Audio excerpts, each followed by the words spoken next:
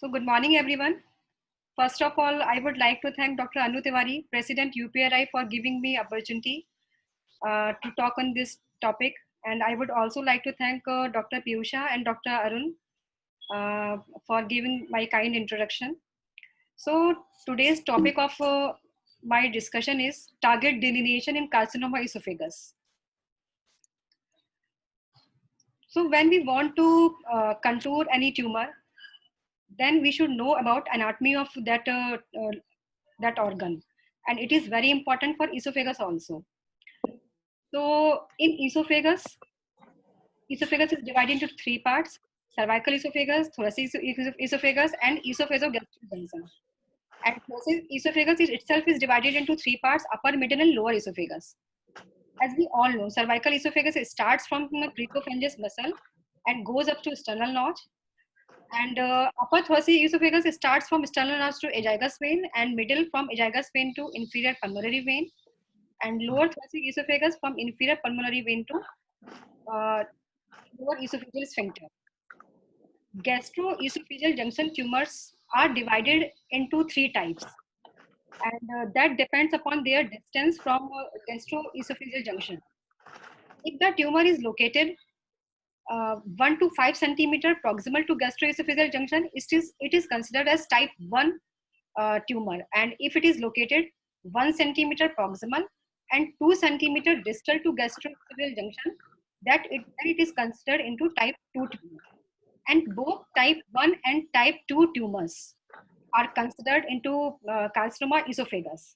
And type 3 gastroesophageal junction tumors, they are considered the treatment of carcinoma stomach. So in the esophagus, it is very important to understand what is the spread. The earlier classes by Dr. Shagun, Dr. Sapna, they also explained in detail how the tumor is spread. According to that spread, we decide what should be the clinical target volume. So in esophagus, there is extensive longitudinal interconnected system of lymphatics. And this system is so much strong that if the tumor is located in the superficial layer, that is in lamina propria, then also there are chances of lymphatic spread.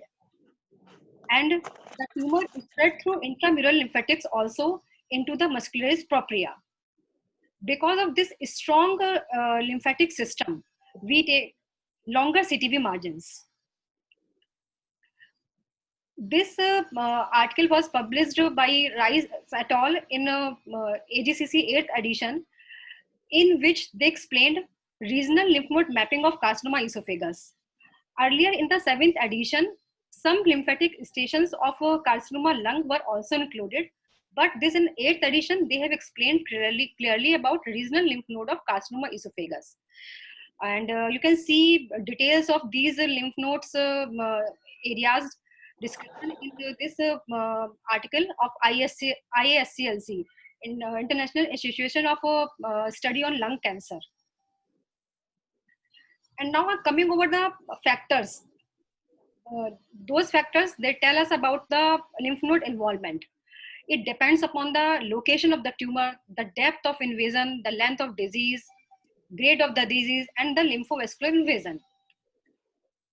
The article that was published by Dresnes et al. In 2001, they have clearly mentioned as the T1 stage increases, that means depth of tumor invasion increases, the incidence of nodal metastasis also increases. In T4 stage disease, the chances of lymph nodal metastasis was up to 100%, while in T1 it was up to 20%. And this also depends upon the location of the tumor also. If the tumor is located in lower esophageal region or gastroesophageal junction region, then there are high chances of patients having metastasis, nodal metastasis at presentation. So coming through the radiotherapy planning, as we all know, in all sites, we have evolved from 2D to 3D to IMRT to IGRT, now proton therapy also. So I'm discussing one by one. Coming over to our conventional radiotherapy. In historical articles that we have seen, the field that was used for radiation was extended field radiation. That means the whole esophagus and the whole mediastinum was treated along with supraclavicular fossa.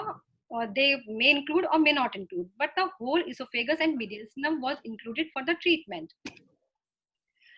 And this article that was published in 1992, historical article in RTOG 8501. In this, Hertzovik uses, he mandated to treat the whole esophagus. And because of this huge volume, the side effects that were reported was 27% severe side effect and 12% life-threatening side effects. So target delineation varied in esophagus according to guidelines. In US, 5 centimeter superior inferior margins was used. In China, they reduced this margin to 3 centimeter.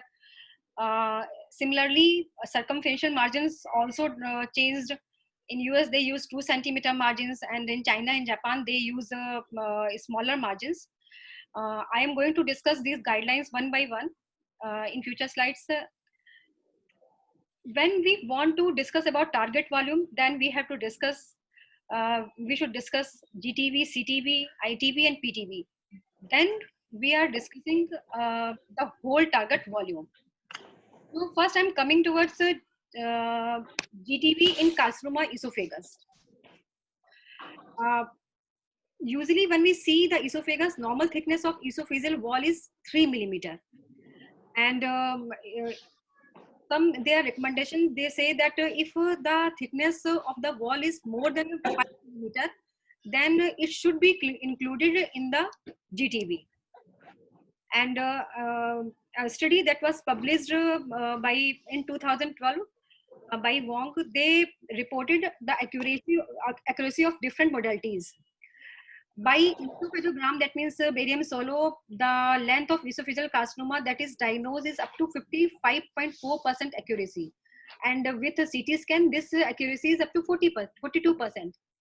And the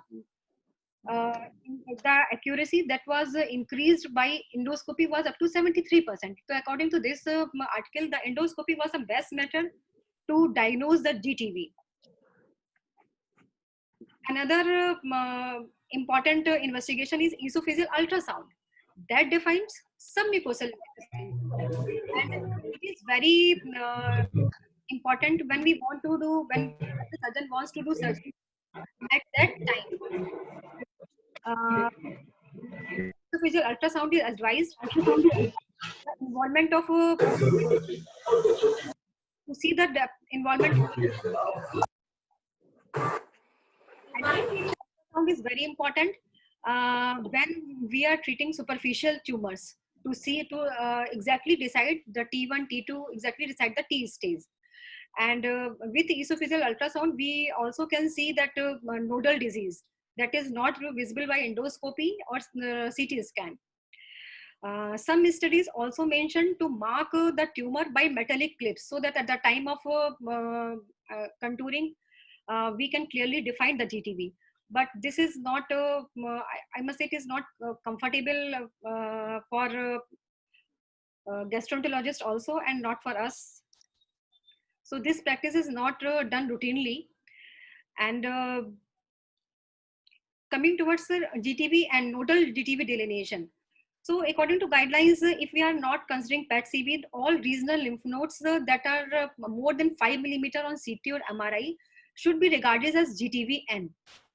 And if we take 5 millimeter threshold, so then accuracy increased up to 87% for cervical, 87% for CT, and 89% for MRI. Now coming over PET-CT. PET-CT is an important modality, and in carcinoma esophagus, it has changed the treatment plan tremendously.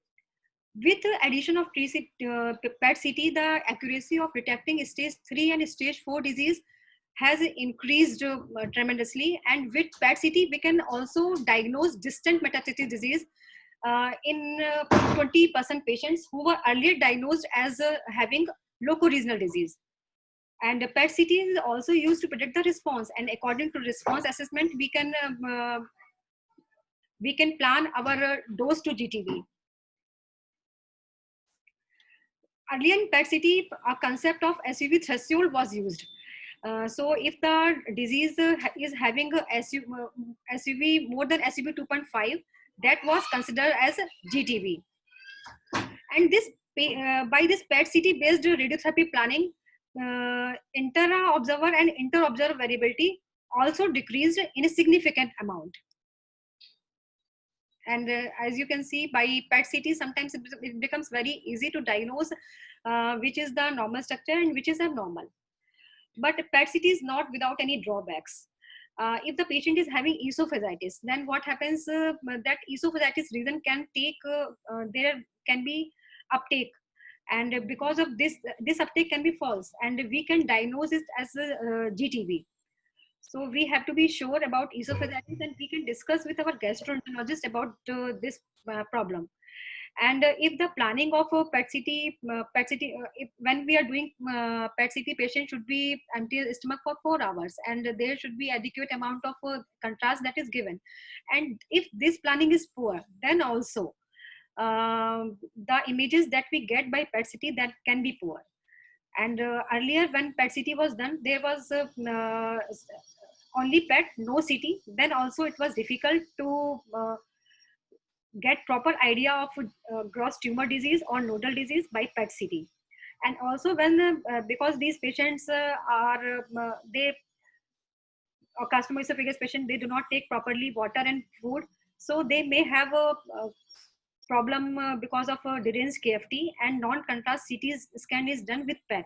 Then also it becomes difficult to diagnose a nodal GTV when non-contrast CT is combined with PET-CT.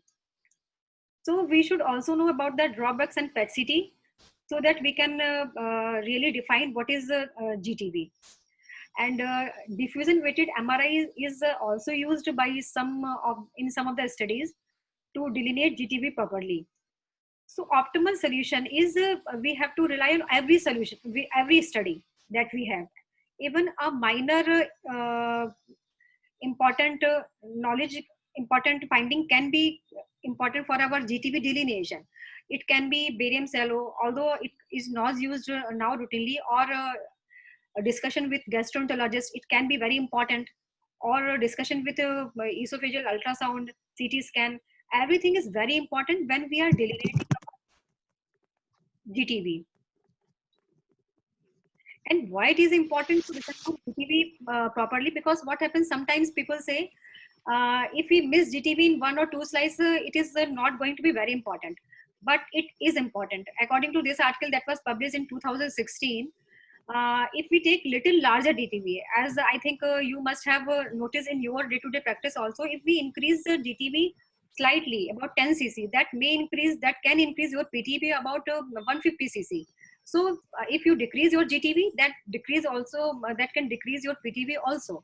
So it is important to delineate target volume very efficiently, so that we can increase or decrease the volume, normal structures volume. So after GTV, I'm coming over the CTV. And,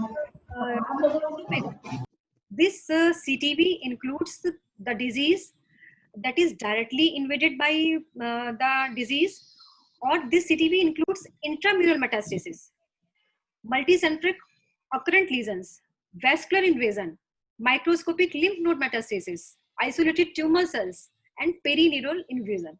So the CTV definition in esophagus includes all these findings. And this is an important study that was published in Red Journal in 2014. And according to this, accurate CTV delineation is very important. Why it is important? Because in post-op histopathology, it was seen if there was residual tumor after neoadjuvant chemoradiotherapy, then the prognosis of the patients was decreased tremendously. 1 year overall survival was 20% for patients with tumor outside CTV, and 86% for those in which the whole tumor was included in CTV. So you see, the overall survival was decreased 86% to 20%. So accurate CTV delineation is very important. And what about the margins? When we want to take a CTV, what should be the margins? These are two articles. That one article was Gao et al. That was published in 2007, and other was by Button et al. And what they did, they saw the that pattern of recurrence after radiochemotherapy in the surgical specimen. And what they saw that the extent of microscopic spread in esophagus was within 3 centimeter in 94% of the patient except gastroesophageal junction adenocarcinoma, in which they, according to them, we should take 5 centimeter dorsal margin. And according to Button et al., if we take 3 centimeter superior inferior margin and 1.5 centimeter lateral margin, that will be quite enough. But this GTB, in these margins, GTB should be defined by PET-CT and esophageal ultrasound. And according to this study, if we take more extensive field, this will not decrease. This will not increase our local regional control. So 3 centimeter margin superior inferiorly and 1.5 centimeter margin circumferentially is quite enough. And this guideline for IMRT in esophageal and esophageal gastric junction was published in 2015. And according to this guideline, if we take 3 to 4 centimeter margin above the proximal edge of GTV, and or 1 centimeter margin above any grossly involved paraesophageal lymph node, that is also enough. And if the tumor is very high, then we should not, go beyond required cartilage. For distal border, they advise to take a margin of 3 to 4 centimeter for proximal and mediasophageal tumors. And for distal esophageal tumors, it was advised to take a margin of 2 centimeter along uninvolved gastric mucosa.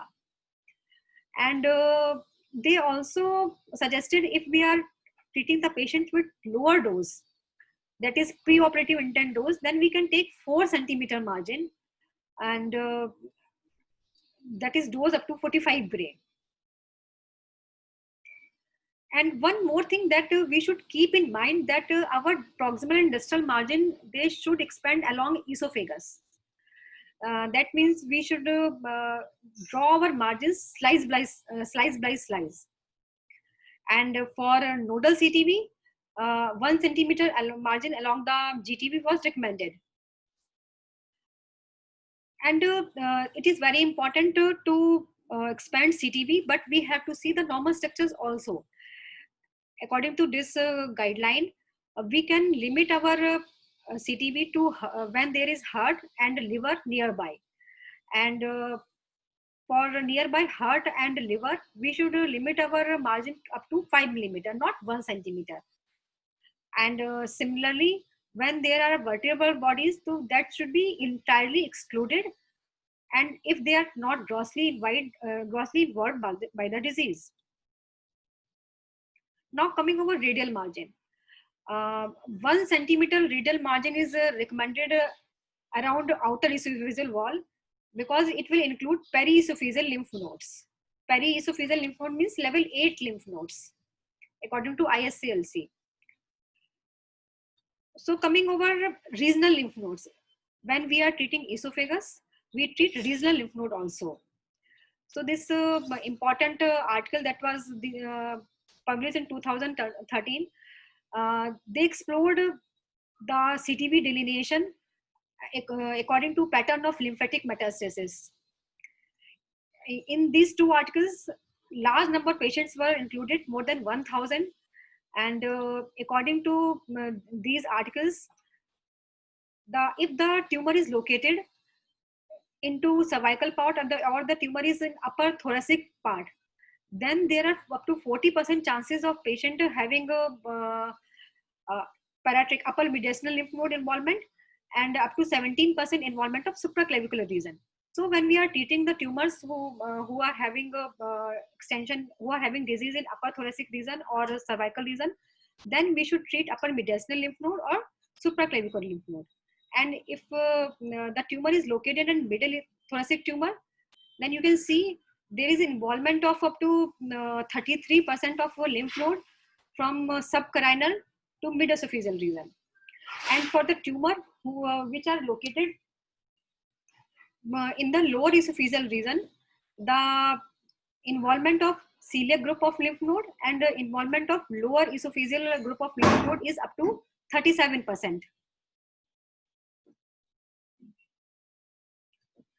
So when we are talking about proximal tumors, in proximal tumors, we should include supraclavicular lymph node, and also we should include superior mediastinal lymph nodes. And as you can see in this slide, the purple lymph node are level 2 upper paratracheal lymph node, and blue lymph node are level 3 retrotracheal lymph node.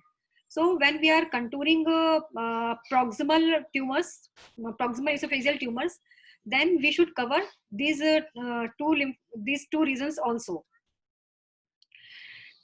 This is target delineation in proximal slide, and you see we have included the supraclavicular region. This is supraclavicular region. Upper paratracheal level 2 and level 4 lymph nodes were also included, and the margin CTV was extended up to sternal notch, so that we can include prevascular lymph node also. So for proximal tumors, it was important to include supraclavicular lymph node, and generous margins were given to include mediastinal lymph node along with periesophageal lymph node. Level 2 and 4 were included, and for prevascular lymph node, they were also included, so that we can get smooth transition between thoracic and thoracic CTV and supraclavicular lymph node CTV. Now coming over the involvement of trachea in the CTV. If the above the level of thoracic inlet, the trachea should be excluded from the CTV. And as you can see in this, up to the level of thoracic inlet, trachea was included in the CTV. And as we go upwards, as we go upwards, then we do not include trachea in CTV as a whole, but the trachea which comes into 1 centimeter margin, that is included into the CTV. And for the supraclavicular lymph node delineation, the same protocol is used as in head and neck. We have to exclude thyroid, and the whole supraclavicular region is bounded by sternocleidomastoid muscle. According to those guidelines, we have to contour the supraclavicular region.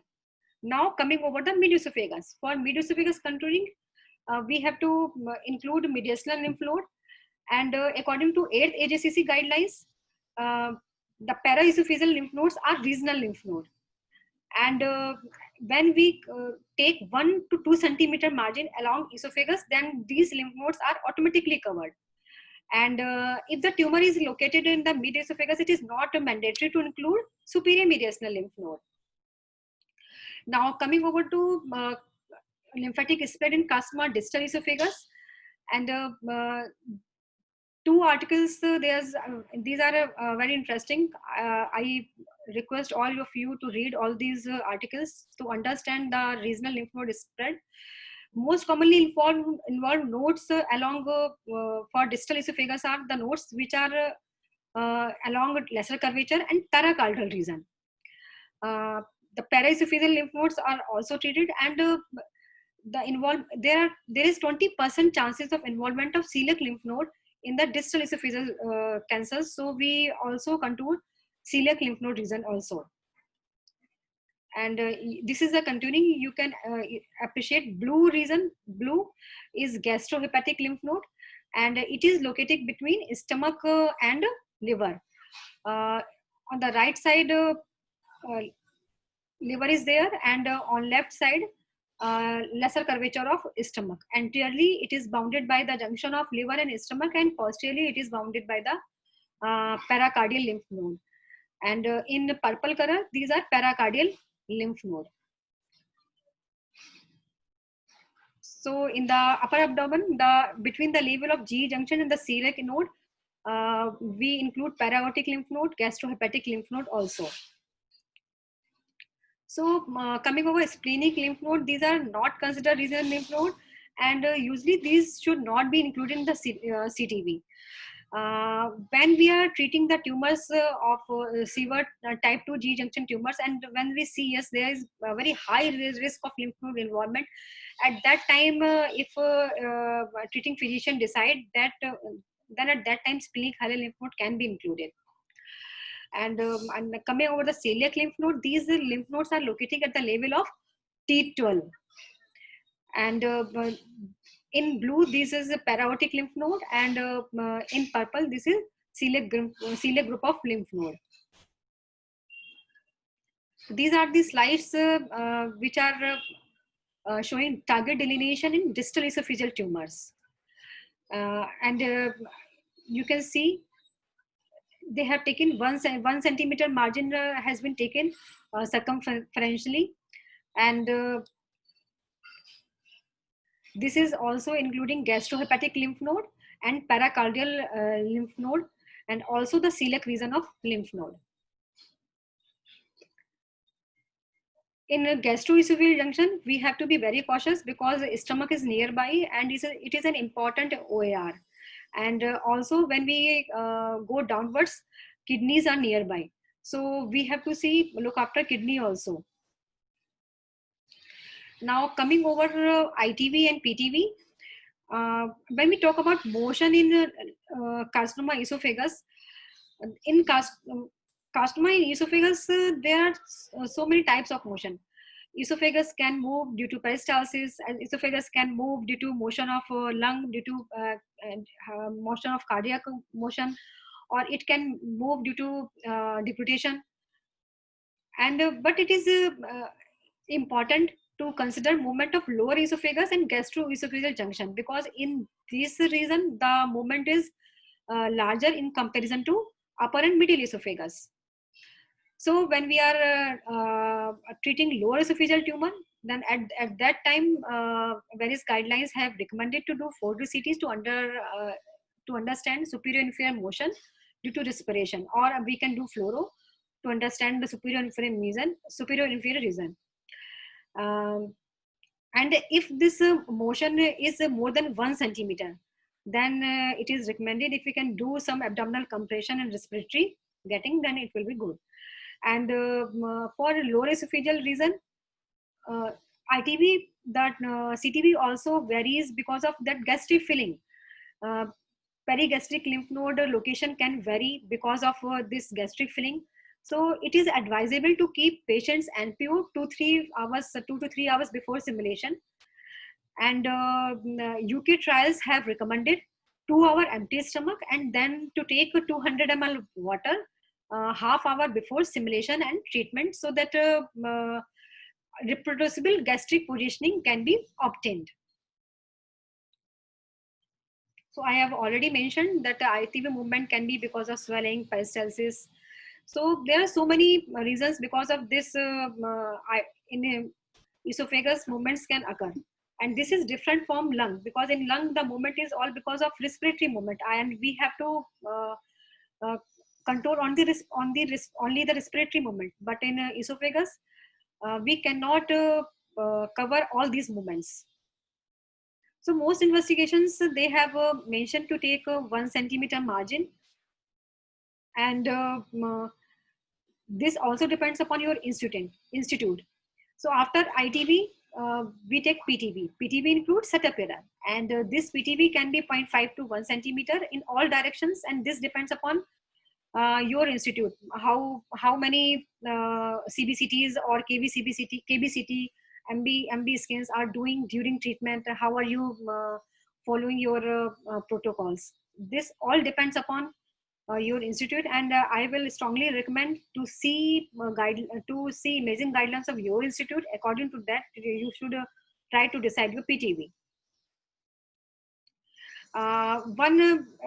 This article was published in URTC ROG expert opinion, and they recommend the lymph nodes that we should take when we are treating CVER 1 or CVER 2 tumors.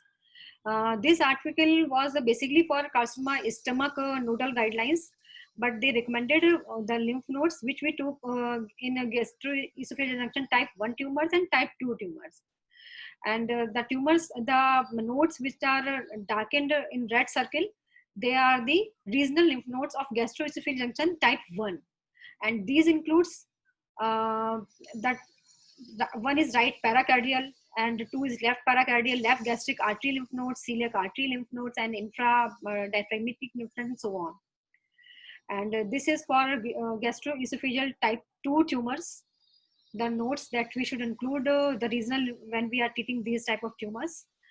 So in various guideline, RTOG 1010 guideline or NCCN guideline, or they have more or less they have advised to take GTV, that means GTV primary and GTV nodes.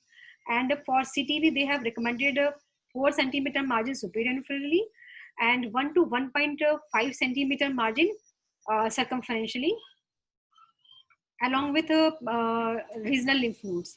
And for PTV, they have advised to take 5 millimeter to 1 centimeter expansion. But for all this, I am talking about target volumes. It is very important how to simulate the patient. And for simulation in our institute, we use thermoplastic mask and backlog both. And if the tumor is located in mid and lower esophagus, then arms are kept above head. And if the tumor is located in cervical esophagus, then arms are kept by the side. And we use IV contrast. We do not use oral contrast because of oral contrast, there are some artifacts. So it becomes difficult to contour the GTV. So we do not use the oral contrast. And 2 millimeter or 3 millimeter size thickness for planning CTV is advised. And if we are treating gastroesophageal junction or lower esophagus tumors, then gastric filling protocol, it is recommended. We follow this gastric filling protocol as I have discussed earlier. Now coming over the dose, this landmark trial, that was intergroup 0123, and they have compared high dose versus standard dose, and they have also concluded that if we treat the patient with 50.4 gray with concurrent cisplatin 5-FU, then the results are similar to high dose. Although as a radiation oncologist, when we treat the tumors, so it seems 50.4 gray is very less, but the guidelines, the literature have mentioned to treat the patient with 50.4 gray, except for cervical esophagus region, in which we can go up to 60 to 66 gray. The SCOPE 2 trial that is going on in UK, they are treating patients with simultaneously intensely boost technique, and they have used 60 gray also, but the results are pending. The trial is still recruiting the patients. So in future, maybe we can treat with 60 gray, but now the recommendation is to treat for mid and lower esophagus with 50.4 gray in definitive chemoradiotherapy. And when we are treating with pre-op intent, then dose varies from 41.4 gray to 45 gray. 45 gray according to cross trial, when we are using paclitaxel carboplatin along with radiotherapy. So this is the dose, as I have already mentioned. So there is not much difference in pre-operative and definitive dose.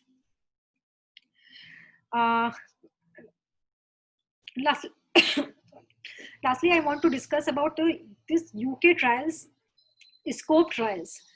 These SCOPE trials, SCOPE 1, NeoSCOPE and SCOPE 2, these are excuse me, have been the backbone of esophageal artery trials And they have used different margins for treating their esophageal patients.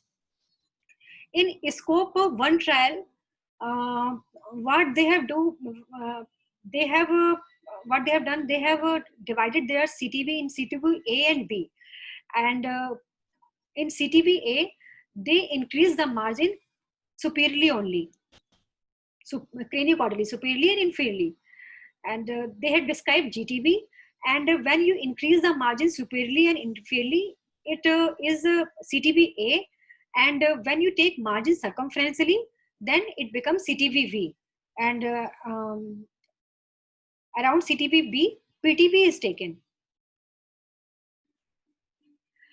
This article was published in 2019 Scope True Trial, and they have given somewhat different guidelines that we have discussed earlier. According to this guideline, they have divided GTV into three parts: GTV primary, GTV nodal, and GTV primary nodal. And at the level of GTV primary, they have included the whole esophagus, whole circumference of the esophagus as GTV. But at the level of GTV nodal, they have not included the full circumference of the esophagus. This was the difference. And GTV, and in CTV also, they have divided CTV into CTV-A, CTV-B, and CTV-C. The margins that is described in UK trials at scope 1, scope 2 is were little less. Earlier margins that we have discussed was about 4 centimeter for CTV, but in scope 3 trial, scope 2 trial, they have taken 2 centimeter margins. So it is very important to understand the difference. In CTV-A, they have taken 2 centimeter margin from GTV primary, and what have done they have done in CTV-B. In CTV-B, they have taken 1 centimeter margin circumferentially from CTV-A, and in CTV-C, they have taken 5 millimeter margin, circumferential margin, from CTV-A. And what they have done in CTV-B, they have cropped the CTV from all normal structures. That means from heart also, heart, from liver, from lung, from bronchus, from aorta, from all normal structures, they have cropped their CTV-B. But they have not cropped their CTV-B beyond CTV-C. In simple words, I should say they have taken 2 centimeter margins along GTV and 5 millimeter margin circumferentially. Now coming over PTV, and if they have not used, it is not advisable to use 4D CT scan for proximal and mid-esophagus. So they have taken 1 centimeter margin craniocaudally for proximal and mid-esophagus tumors, and 5 millimeter circumferentially. And for distal tumors where there is movement, then it was advised to do 4D CT scan. And if a 4D CT scan is not available, then it was advised to take 1 centimeter margin superiorly, 1.5 centimeter margin inferiorly, and 5 millimeter margin circumferentially. And if there is availability of 4D CT scan, then at that time we have to see what is the ITV. And according to ITV, then we have to include 5 millimeter margin for PTV. And for ITV, the recommendation was what should we do? We should take 3D volume of our normal CT scan, and in 4D CT scan, we should see what is the volume with maximum inhalation and what is the volume with maximum inhalation. By including all these three, we will make the ITV. So in the simple words, I should say in US trials, they have included up to 5 centimeter margin from GTV to PTV, superior inferiorly. And for circumferentially, they have taken around 1.5 centimeter margin. But in UK trials, their margins are less. They have taken 3 centimeter margin from GTV to PTV, and circumferentially also they have taken only 1 centimeter margin. So when we are contouring, it is very important to see OARs also. And in OAR, one important thing is to consider heart and to consider stomach also. We see kidney and lung routinely, but it is important to see the dose of stomach also. And I'm coming over gastric fundus dose, because sometimes our surgeons discuss with us, it is please see the dose to the fundus. Because this was an article that was published in 2016, and according to this article, when we increase the dose to gastric fundus, then there is a increase in chances of leakage through anastomosis after esophagectomy. So we should try to keep the dose of gastric fundus to less than 31 gray, because if we increase the dose to gastric fundus, the leakage rate increases tremendously from 15% to 43%. So I will conclude. There are so many different guidelines. We have to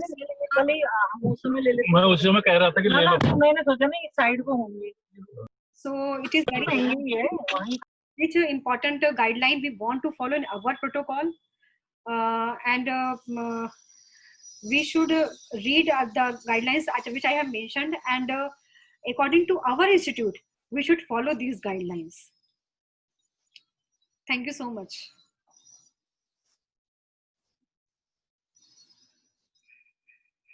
Thank you so much for your kind attention. Dr. Piyusha, are you? Dr. Piyusha?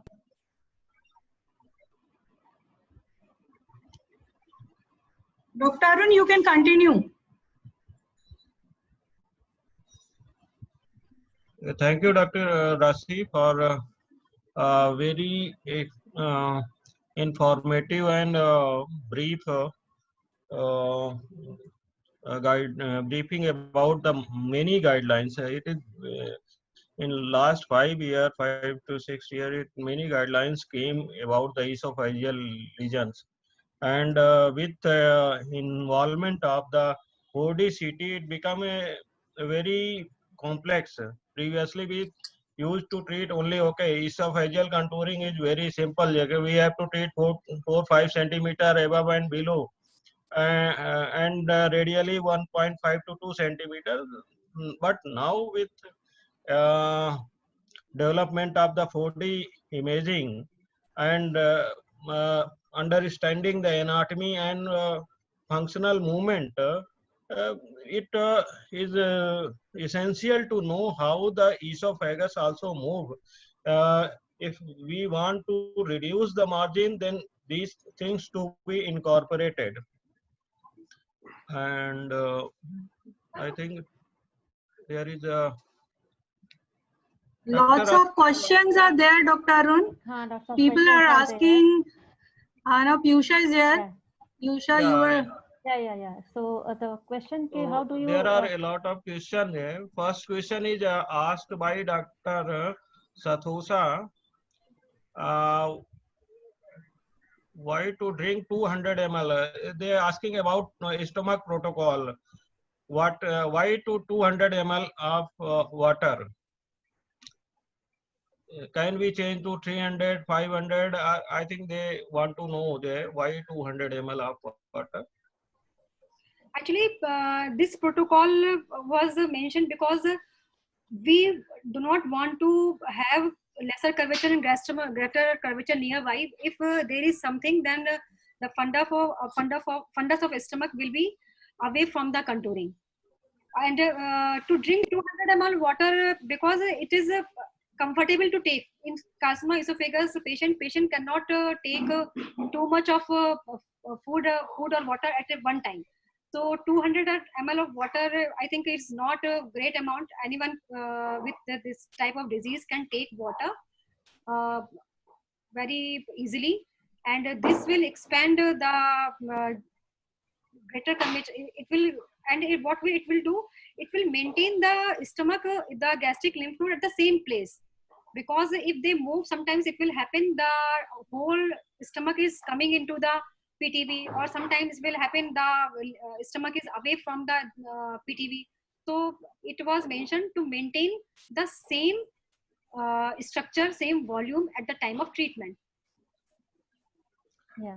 Thank you, Dr. I Rasmi. think one should understand the where is the stomach protocol is required. A stomach protocol is required when the tumor is reaching up to G junction, and you required to treat part of stomach also. If your volume is not going to go beyond the G junction, then stomach protocol is not required. One thing, and second thing, I think Dr. Rasi made very clear, the amount of water 200 ml is mostly accepted. It is you can vary depending upon your requirement, but 200 ml is generally accepted by the patient, and it is less confusing to RTT also. If it should be uniform, it should be departmental protocol. You can make it 300 also, or but reasonable is 200. If you make it 100 ml, it's not going to distend your stomach. The purpose is to spare the fundus. And third is the stomach protocol is that you should ask 2 hour fasting also. Then it complete your stomach protocol. Patient should be 2 hour fasting. Then before treatment, they have to, he or she has to drink for 200 ml of water. Next question is asked by Dr. Rasmi Shukla. Is what is the dose prescribed in CTV A and B? Dr. Rasi? The dose is same, 50 gray 25 fraction in UK trials. The dose is same up to the PTV. Yeah, I think it is dose is same because it is the incorporation of the movement. They divided CTV A and B, and finally they reached to single PTV. Yeah, and in a scope 2 trial, they are doing SIB 60 gray in 25 fraction, but this is not published yet.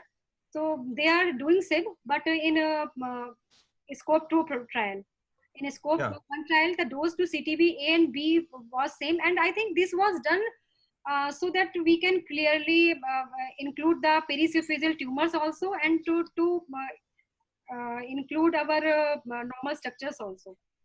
Yeah. Because earlier also, one thing I want to mention, yesterday I discussed with Dr. Arun Verma and Dr. Kanu Patro. I must thank both of you. And I have included their suggestions in my slides also.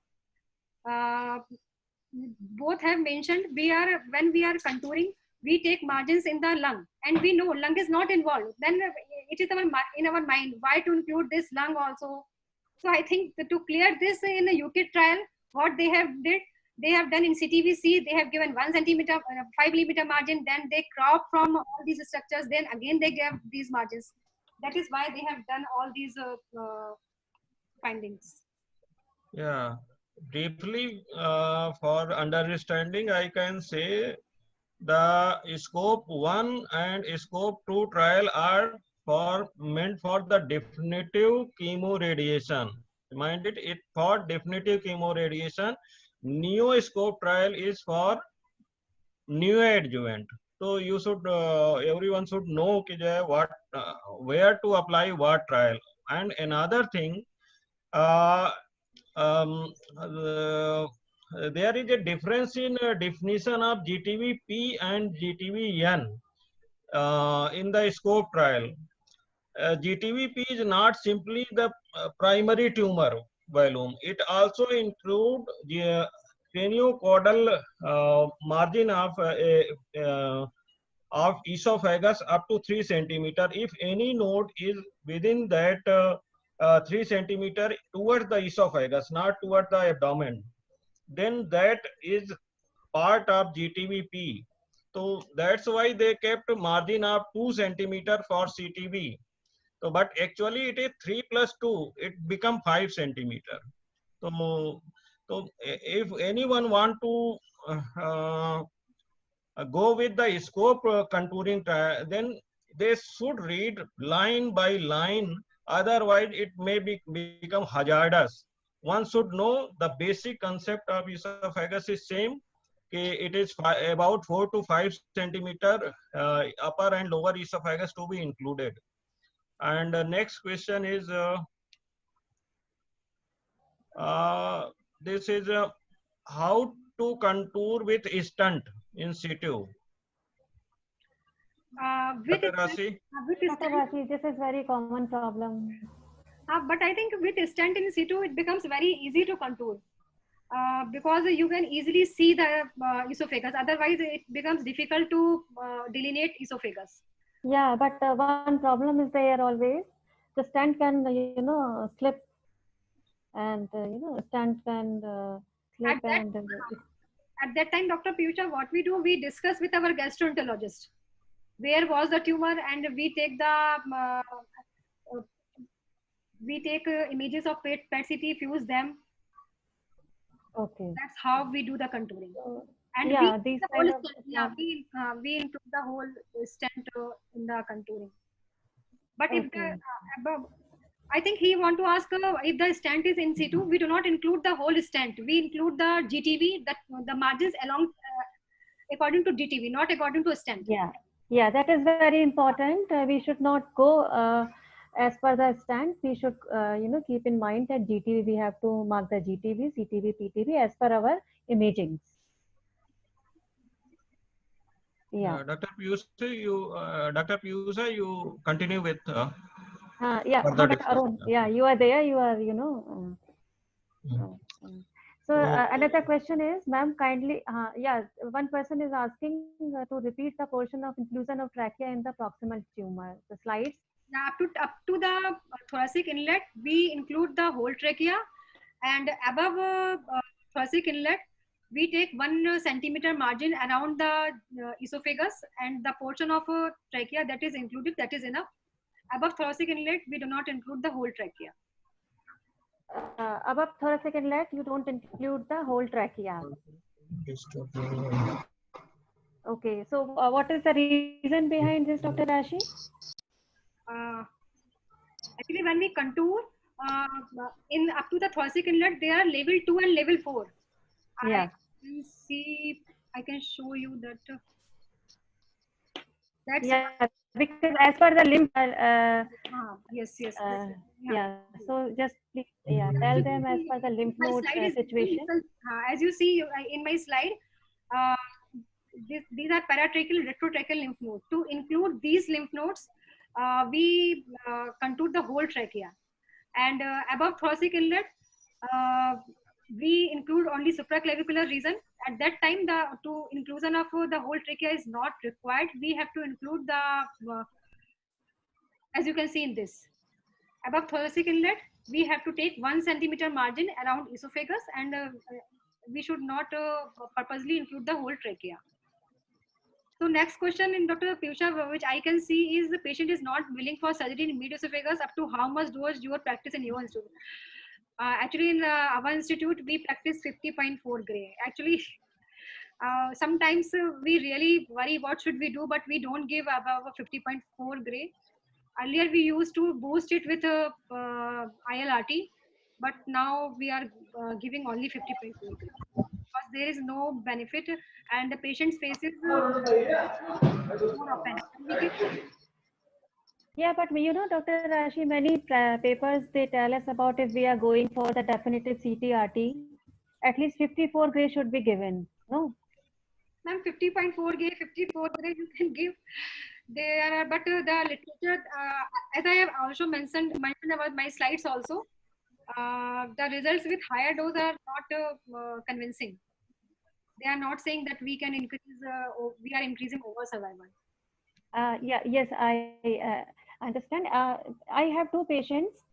They were not, ready for the surgery. It was mid-esophagus, and we treated with them, Paclitaxel carbo with radiation, and I gave 54 gray. And it's been 4 years. They are doing well. but I am, the fingers crossed. I am not very sure, like up to what time they will be okay. But Maybe they were very, yeah, they were insisting that they don't want any surgery. yeah, that happens Yeah, so many times yeah, because the surgery is very expensive. And Dr. yeah. Has also asked, is there any role of ILRT in definitive setting after 50.4 grade? Yes. Dr. Rekha, actually, na, squamous cell carcinoma esophagus, our radiation oncologist mind tend to give, we want to give ILRT, but the literature doesn't recommend. Yes, 10 years back, we were doing lots of ILRT, but now I think it is only the palliative setting only. Yeah, we are not using it.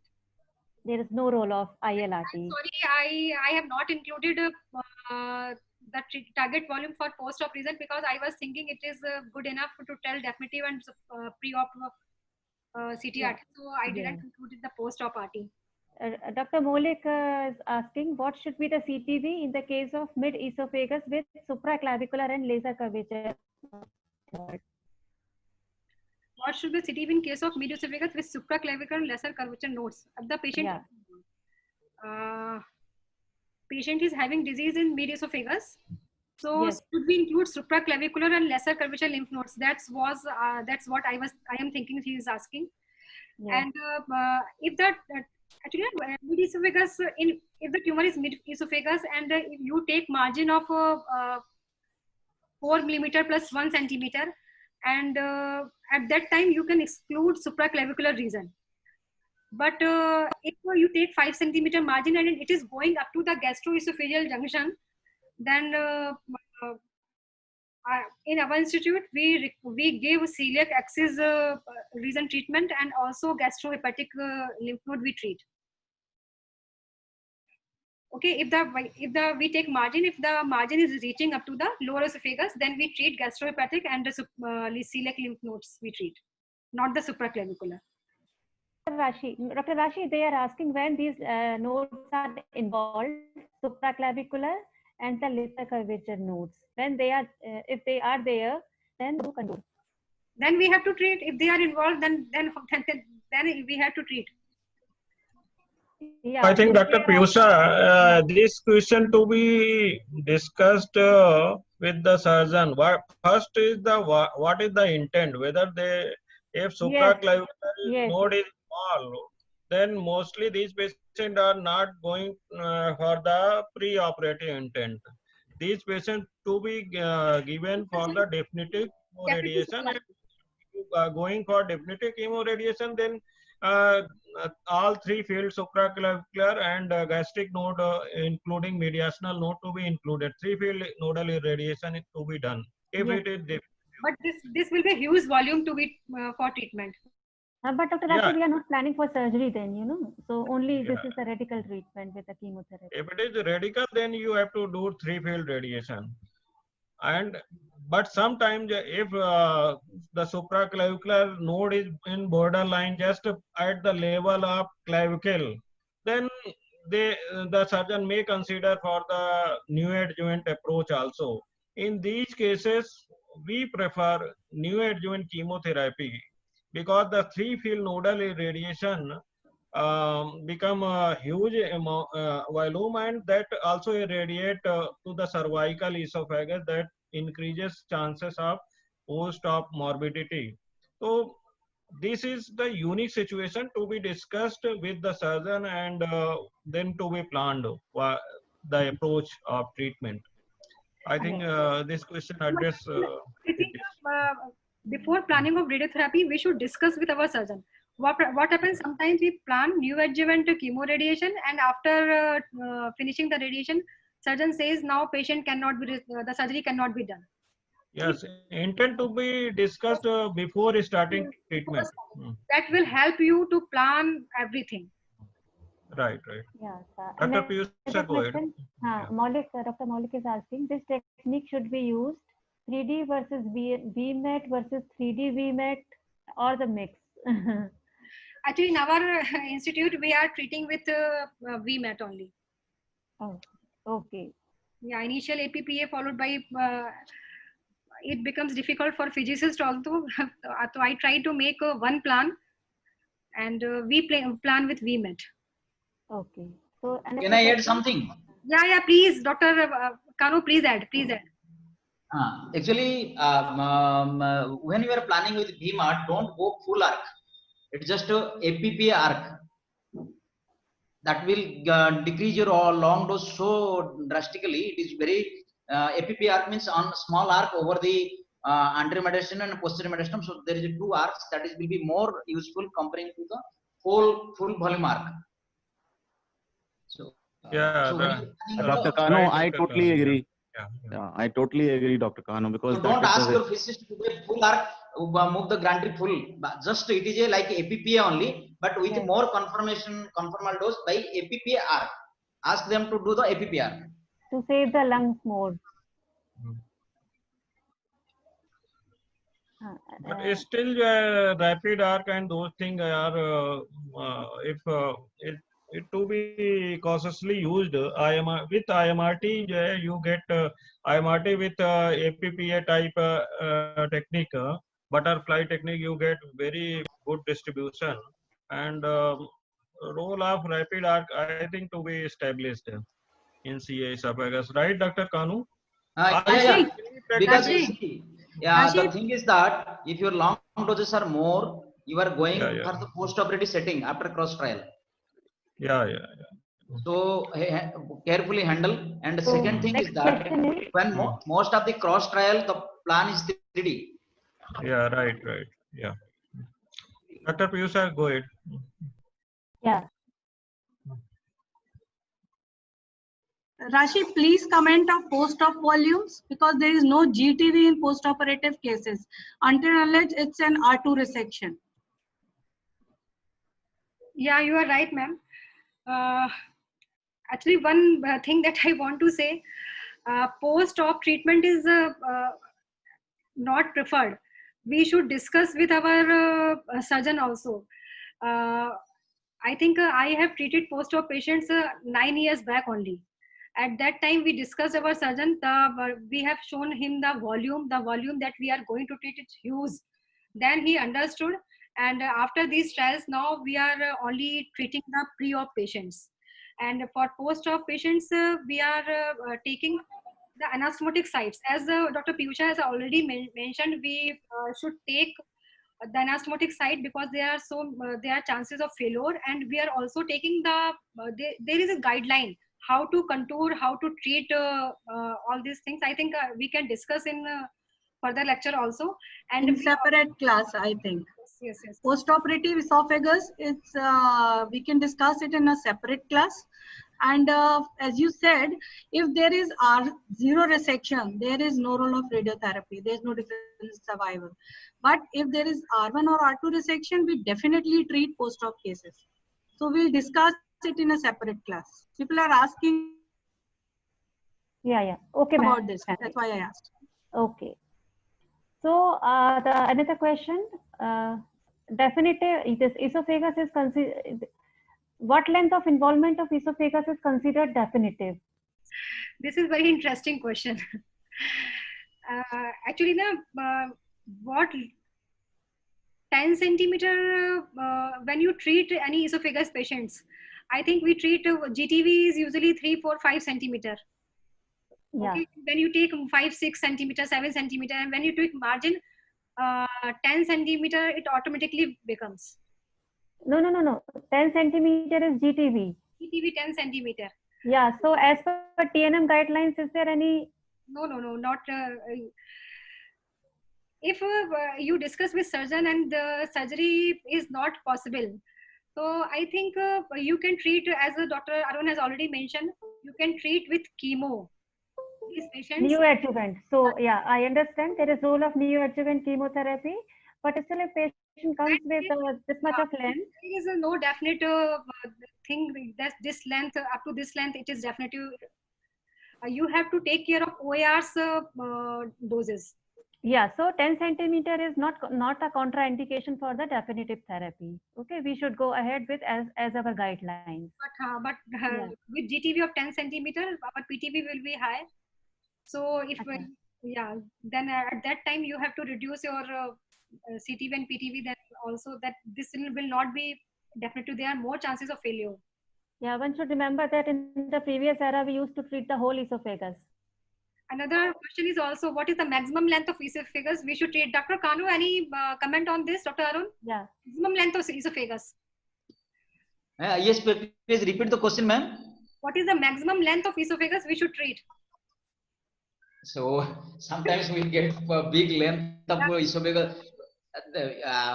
According to the margin, big length means anyhow, though we have to add at least CTB, PTB include at least 4 to 5 centimeter. Yeah.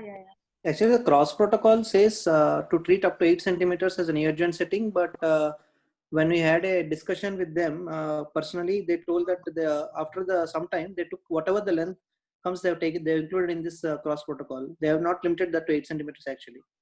I think you are asking about the GTV length, huh? I think. Yep. Yeah, it's the GTV's length. Yeah, it's the the GTV length. Cross protocol, it is 8 centimeter. But they actually crossed it after that also. After some time, they've taken more than 8 centimeters also. It's not mandatory that they have included only 8 centimeters. But whatever so I maybe think length might not be an issue. Discuss with your surgeon pre-operative. Yeah. I think there is no specific length as such. I think it's more important to see the constraints. Yeah. There is no specific length.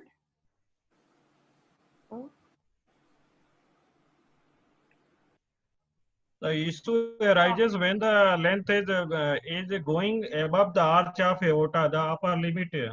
So once there is no specific length, if you can save the cervical esophagus and if upper limit of the primary GTV is near to the arch of aorta level, then you can go ahead with the pre-op approach. If it is above the arch of aorta, then you should change your protocol to definitive, because then you are going to irradiate cervical esophagus. Yeah. Another question: is there any role of prophylactic nodal irradiation in CTRT, neoadjuvant CTRT setting? So when you are giving CTV margin, automatically paraesophageal nodes are taking in the account. And even you are including the trachea below thoracic inlet, that is also including the peritracheal and periesophageal nodes. And treating, I don't think other than this prophylactic nodal irradiation is recommended. But you have to be very sure it is neoadjuvant CTRT. Sometimes you land up into definitive CTRT.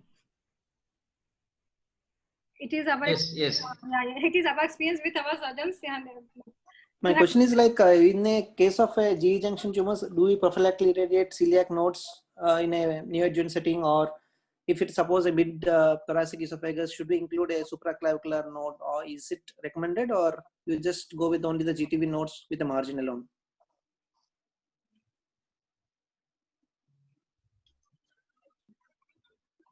It is the GTV with margin. If no involved node, then it is GTV with about 4 or 5 centimeter craniocaudal margin. Okay.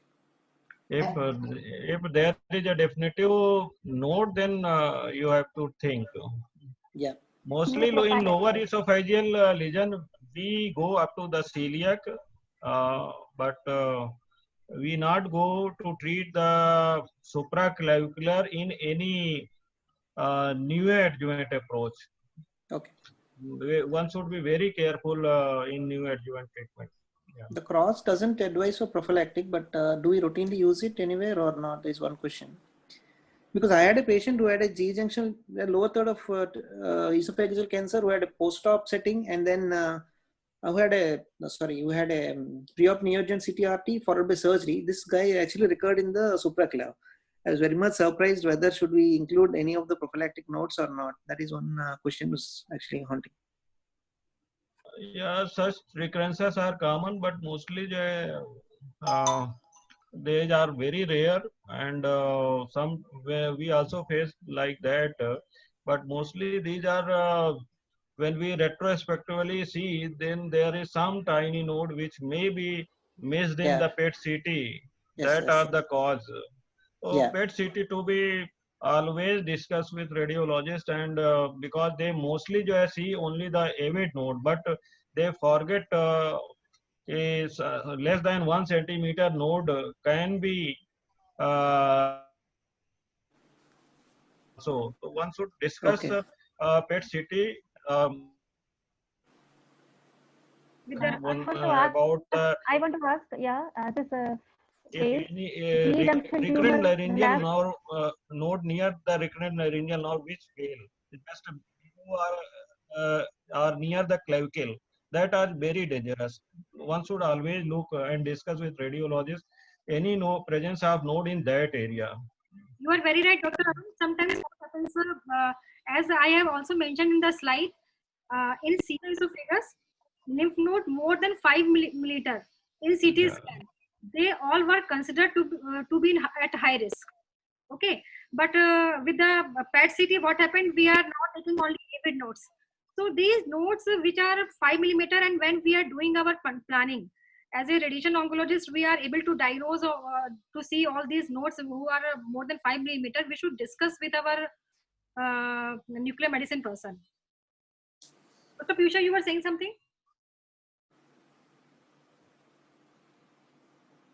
Anything else? Doctor? Yeah, hello. I have a question. Yeah, they were asking in post-op case setting, in post-operatively, GE junction tumor recurred in the supraclavicular node.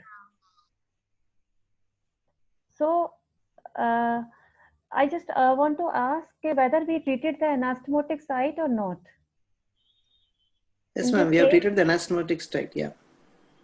We are treating the anastomotic site because most Yep. of the we are treating. Okay. In every case, like, in the GE junction tumor, and you are giving a radiation post-operatively. Ma'am, Then if you go No, to ma'am. This the patient next, actually had a neoadjuvant CTRT. No, it's not actually the post-op RT. It is actually the neoadjuvant CTRT. We treated only the tumor with the margins, and we did not treat any prophylactic nodes. So this patient recurred in the supraclavicular region. So I wanted to have a doubt what about whether the a prophylactic anastomotic nodal site? irradiation is required or not. And what about the anastomotic site in this case? This is actually a neoadjuvant CTRT followed by surgery, ma'am, not the post-op RT. This case is different, and you are talking about another case. No? He is Okay. both cases are different. Fine. Okay. I have a question. Dr. Patro. So actually, the concept of fundus sparing radiation. So when you are the tumor is in the G junction, the main stomach filling is very important, and the regular stomach protocol is very important. Yes. And the second thing is when you are giving 3-4 centimeter margin along the curvature of the stomach and everything. What is your experience? How to spare the fundus, and what are the difficulties? Dr. Kanu, what I do, usually I try to spare fundus because patient is ultimately going to have surgery. So, so I don't take always if the tumor is much extending into stomach. I usually take 2 centimeter margin or up to 3 centimeter margin. So I try my best to decrease the dose to the fundus and ask my physicist also to decrease the dose to that reason. Maybe in such cases where you don't have the option of wearing the fundus, or you think that your anastomosis is going to have a higher leaks, maybe it's worthwhile to think of perioperative chemotherapy than going with CTRT in those cases. At that time, we can think of preoperative chemotherapy also. Yeah. Before contouring, before taking patient SEVA 2, I think this patient will be SEVA 2. In SEVA 2, there is always a debate if we should take patient for pre-op chemotherapy or pre-op CTRT. At that time, we should, think we should see the GTV, CT scan, and we should at that time imagine what should be our CTV and how much stomach we did include. According to that, we should plan. Okay, but when you are contouring the fundus, what is your guideline to how much you contour actually?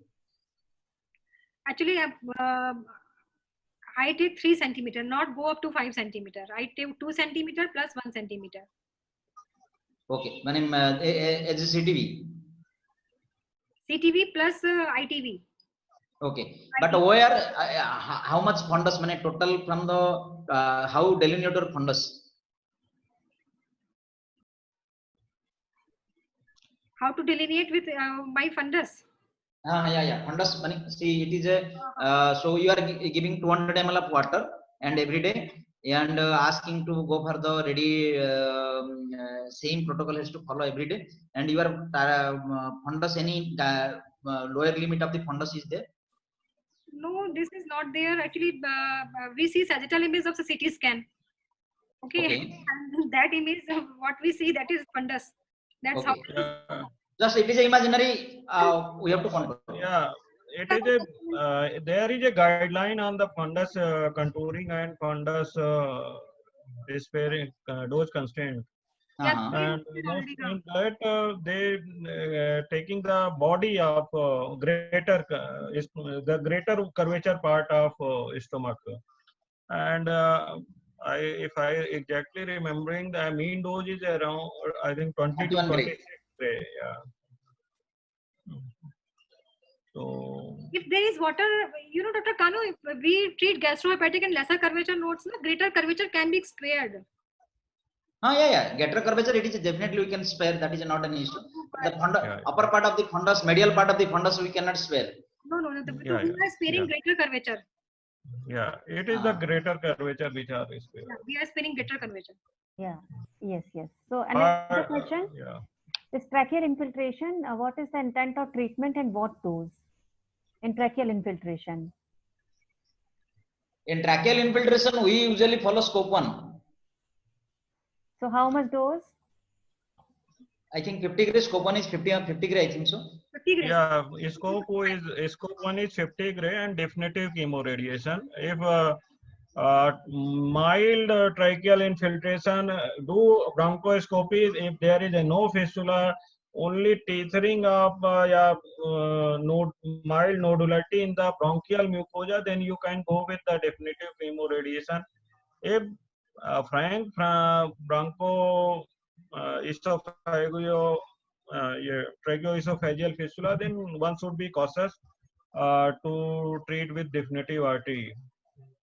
Okay. There is no clear-cut guideline what to do. Mostly patients are referred for chemotherapy. Is Dr. Kanu, you also what protocol you following in the TUF cases? Fistula. There is no fistula, only tracheal infiltration is there. Yeah, even I treated with one tracheal infiltration with the scope 1 protocol. I given. The patient is having cough, then Dr. Kanu, what is your experience? Yes, madam. What is the question? If the patient is having cough, then you treat with this radiation? No. Actually, we send for chemo only. If the fistula closes by this some sort of chemo, then we can plan. Otherwise, fistula. Chemo is not effective also. Okay, so the better to do stenting and some palliation. Some palliation with radiation, that I think that should be done. Stenting is one of the best option. Yeah, stenting and then chemotherapy, then radiotherapy. Dr. Arun, what do you say? Yes? Yeah, if there is a frank fistula, if patient is not going to survive for less than for 3 months, then we go for the first tracheal stenting because it is very essential to secure airway. Then mostly they require dual stenting, both tracheal and esophageal stenting for good quality of life. Otherwise, only esophageal stenting is not going to help. In that I case, think the upper esophagus, cervical esophagus and post-cricoid area below there is a cervical stenting. Esophageal stenting is not possible. And in that cases, we have to go for tracheal stenting. Yes. So there are two options, either tracheal stenting or esophageal stenting or both. So whenever the possible, go for the esophageal stenting. If esophageal stenting not possible, go for the tracheal stenting. And then radiotherapy. So, I want to ask one thing, Dr. Rashi. As per the NCCN guidelines, in post-operative CA esophagus cases where the chemo has been given and then surgery is done and R0 resection, there is no role of radiation. So, do we follow this in about daily practice where the advanced esophageal disease, and patient is referred to us for further management. Ma'am, I have already mentioned, I have not treated any post-op patients since last 9 years. Okay, so Okay, because we are still getting, you know, a few patients. Dr. Arun, are you post-op. getting in PPG patients like this, post-op patients? No, post-op cases we don't treat unless and until they having gross disease.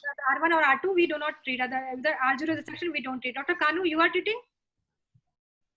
Yes, madam. Question, please. Question was if the patient is having R0 resection after neoadjuvant chemo, are you giving radiation?